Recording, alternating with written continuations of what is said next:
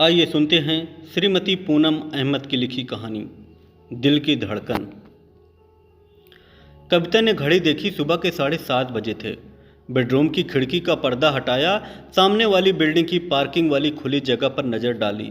सामने की बेंच खाली थी। उसने बेचैनी से इधर उधर देखा, वह कहीं नहीं दिखा। क्या हुआ? आज वह मॉर्निंग वॉक पर नहीं गया क्या? उसे बहुत बेचैनी हुई। उसका रूटीन तो सेट है। वह इस समय मॉर्निंग वॉक से लौटकर कुछ पल सामने वाली पार्किंग की जगह के एक कोने में स्थित एक बेंच पर बैठता है। फिर चौथे फ्लोर पर स्थित अपने फ्लैट में जाता है। कविता को अपने बेडरूम की खिड़की से उसकी एक बालकनी भी दिखती है। वह बेंच पर नहीं दिखा तो कविता ने उसकी बालकनी में नज़र डाली। वहाँ भी कोई न था। कविता का दिल उदास हो गया। 2 महीने से कविता दिन रात उसी के बारे में सोच रही थी।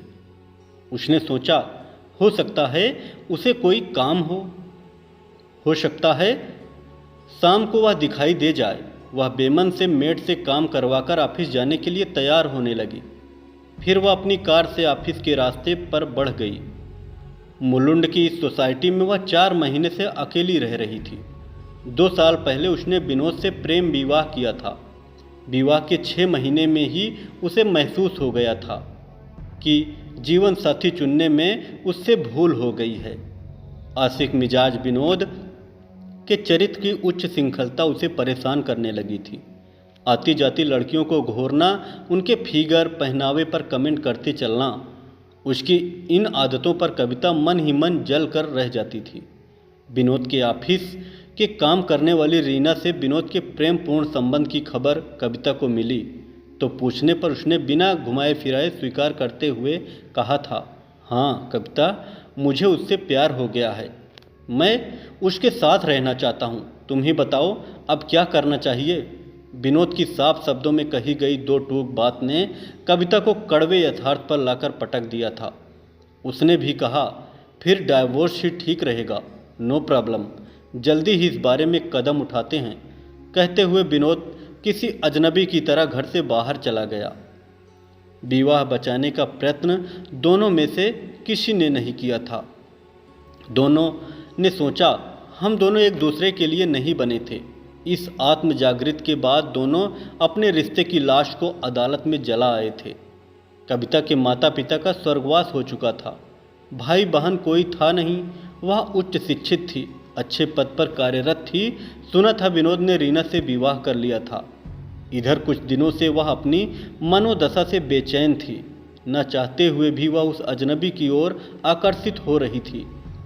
कुछ दिनों से शनिवार व रविवार ऑफिस की छुट्टी होने पर वह सोसाइटी के गार्डन में सैर करने के लिए जाती थी तो वह उसे वहीं दिखता था। वह अपने बेटे के साथ क्रिकेट खेलता था। बेटा 7-8 साल का होगा। काफ़ी बार आमना सामना होने पर कविता ने मुस्कुरा कर उसे हाय हेलो कहना शुरू कर दिया था। अब कविता पूरा हफ्ता शनिवार को उसे देखने की प्रतीक्षा में बिता देती थी। धीरे धीरे कविता उसका सारा रूटीन समझ में आ गया था। वह सुबह की सैर से लौटकर उस बेंच पर कुछ देर तक जरूर बैठता था। एक बार अनजाने में ही उसकी नज़र खिड़की पर खड़ी कविता पर पड़ गई थी। कविता ने फौरन हाथ हिला दिया था। फिर तो कविता का यह रोज का नियम हो गया था। वह उसे रोज हाथ हिलाने के लिए खिड़की के चक्कर काटती रहती थी। कविता की उससे कभी कोई बात नहीं हुई थी, पर आंखों ही आंखों में कविता उसे दोस्ती का खुला आमंत्रण देने लगी थी। कविता ने नोट किया कि अब वह बेंच पर बैठते ही उसकी तरफ देखता और मुस्कुरा देता। कविता का मन खिल उठता। कविता का सारा रूटीन उसके चारों ओर घूमता रहता। कविता को उसका नाम भी नहीं पता था और न शायद उसे कविता का। अब दोनों की आंखों में कुछ नए से भाव होते। कई बार गार्डन में उसकी प्रतीक्षा भी साथ होती। तब कविता ने नोट किया था, वह अपनी पत्नी की नज़रें बचाकर उसे देखकर धीमे से मुस्कुरा देता था। उसकी मृदु कोमल व भावपूर्ण आंखें जब वह अपनत्व से देखता तो आंखों से ही छू लेने का एहसास होता। कविता को एक बार बुखार होने पर कविता शनिवार और रविवार गार्डन में नहीं जा पाई तो अगली बार कविता को देखते ही जब उसने कहा, कहाँ थी, बहुत दिन बाद आई, कविता बस मुस्कुराते हुए यह कहकर तबीयत खराब थी, आगे बढ़ गई। उसने इस बात ने उत्साह से भर दिया कि वह भी उसका इंतजार करने लगा है। दोनों जब तक गार्डन में रहते नज़रें मिलते ही मुस्कुरा देते। बस यही चल रहा था कई दिनों से। कविता को लगता जैसे वह एक अल्हड़ किशोरी है जिसे नया नया प्यार हुआ है। कई बार सोचती नाम तो पूछें, लेकिन आमना सामना होने पर मुस्कुराकर आगे बढ़ जाती। इस आंख मिचौली से उसे अपने अंदर एक उत्साह सा महसूस होता रहता। उसे ही सोचती हुई वह ऑफिस पहुंच गई। उसने दिन भर बेमन से अपने काम निपटाए। शाम को आते ही उसने बालकनी में देखा, कुछ नहीं था। मायूस सी चाय का कप लेकर अपने कमरे के उस चेयर पर बैठ गई जहां से उसकी बालकनी दिखती थी। नज़र वहां से हट ही नहीं रही थी। आजकल उसे अपने जीवन का यह अकेलापन बहुत अच्छा लगने लगा था, जहां बस वह खुद ही थी और दिन रात उसी के बारे में सोचते रहने ही उसकी व्यस्तता थी। सुबह मेड कुछ खाना बनाकर रख जाती, वही थोड़ा बहुत खाकर नीचे टहलने उतर गई। जहां टहल रही थी वहां से भी उसकी बालकनी दिखती थी। अचानक उसने देखा वह बालकनी में खड़ा था। मन हुआ हाथ हिला दें, सारे दिन की उदासी पल भर में जैसे छू मंतर हो गई। हाथ हिलाने की हिम्मत नहीं हुई। आसपास ही अन्य महिलाएं भी इधर उधर टहल रही थी। उसे देखते ही कविता का दिल जोर जोर से धड़कता रहा। कुछ ही पलों में वह नीचे आ गया और उसे हेलो कहता हुआ पास से निकल गया। कविता के दिल की धड़कन बेकाबू होने लगी। इसका मतलब वह भी उसे उतनी ही रुचि लेने लगा है। कविता के दिल में सुकून सा मिला। मन शांत हो गया। थोड़ी देर इधर उधर टहल कर वह वापस अपने फ्लैट में आ गई। आराम से टीवी देखा, फिर कुछ सहेलियों से फ़ोन पर बात कर सोने चली गई। इसी रूटीन के चलते एक महीना और बीत गया। अब सुबह शाम जब भी घर पर होती नज़रें उसी को ढूंढती। वह भी अपने ऑफिस से शायद 7 बजे तक आ जाता था। कविता भी उसी के आसपास आती थी।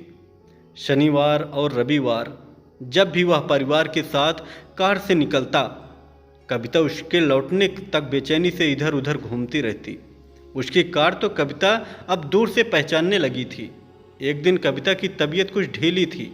उसने ऑफिस से छुट्टी ले ली थी। उसकी मॉर्निंग वॉक के समय हाथ हिलाकर हेलो कहकर कविता आराम करने लगी। फिर उसने देखा वह अपने बेटे को स्कूल की बस में बिठाने उतरा। बेटे को देखकर दूर तक हाथ हिलाता रहा। फिर वह 9 बजे के आसपास अपनी कार से ऑफिस के लिए निकला। उसकी सुंदर पत्नी बालकनी में आ खड़ी हुई थी। वह उसे देखकर तब तक हाथ हिलाती रही जब तक वह गाड़ी बढ़ाता हुआ जवाब में हाथ हिलाता रहा। रोज कविता 8:30 बजे निकल जाती थी।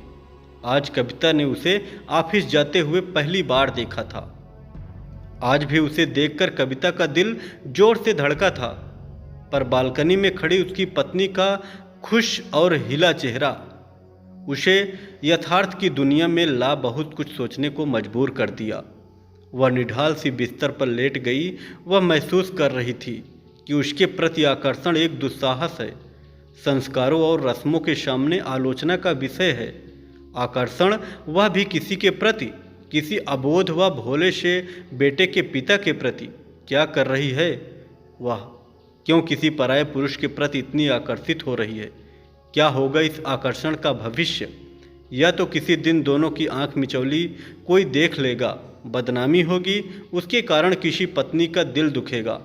रीना का अपने पति विनोद से संबंध होने पर उसने रीना जैसी औरतों को कितना कोसा था, कितनी बद्दुआएं दी थी।